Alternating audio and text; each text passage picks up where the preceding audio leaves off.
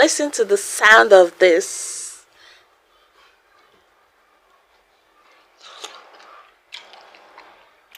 Did you hear that sound? So yummy. That's how I was munching it. Hello, welcome to my channel. We're here to cook egusi soup for you. Follow us. Let's show you how we did it.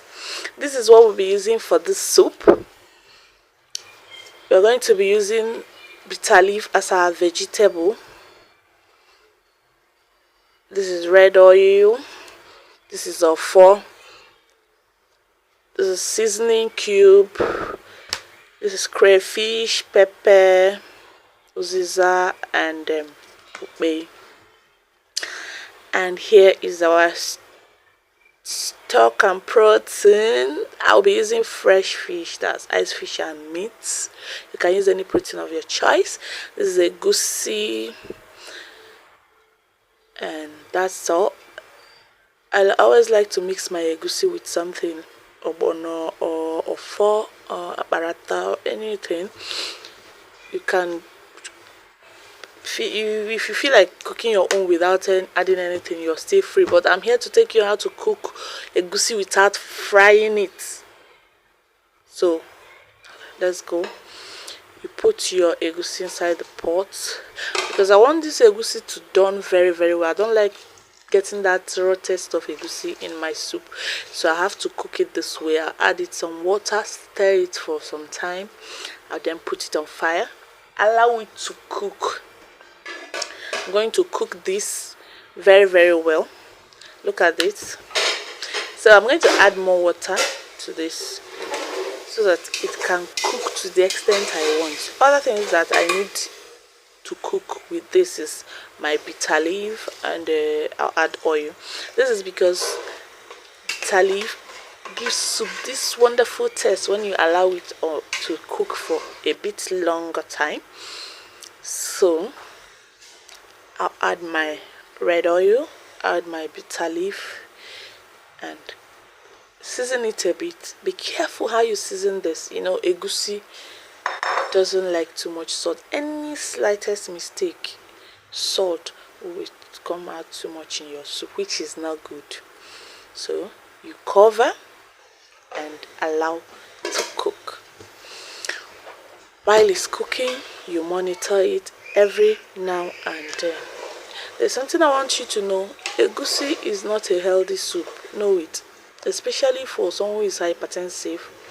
So I add my ofo and stir. This is after it have cooked for a long time, and stir it. So look at what we have. So I added much water in this initially. I'll have to wait for it to dry a bit. So I now add my stock and stir again. You don't have to fry your egusi. Egusi itself is not healthy. It has so much cholesterol, so why fry it again? I think this is the best way for you to get what you want. So this is my pounded pepper, crayfish, ukbe, and uziza. That's the last thing I'm going to add to this soup. You now give it a very good stir, cover it, and allow it to cook. Allow it to cook. Yeah. Look at the soup. Look at the soup. This soup is very delicious. Yeah, it's very delicious. Look at the color, look at everything. So why fry it? And another thing is, when you're cooking your egusi soup, please do not add too much oil. Please. Oil, egusi is too oily, so all you have to do is drop some quantity of oil in it. This one is even too oil. I add too much oil in this. Your egusi need to be close to white in color because of the health risk of egusi. If you're hypertensive, you should avoid egusi with everything in you. Egusi is not good for you. Look at it. Look at the soup. Look at the soup. Look at the soup. Oh my goodness. This soup looks better real life than on camera. Maybe I have to include upgrade my camera and my lights. Ah, so yummy. And the egusi is giving. And our food is ready. Please please, one thing you will do for me is to make sure you click on that subscribe button so that you follow me. I'm going to be showing you different food recipes you're going to be cooking without frying. I don't fry most of my recipes.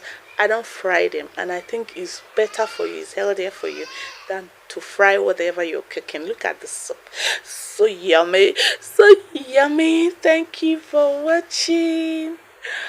Bye.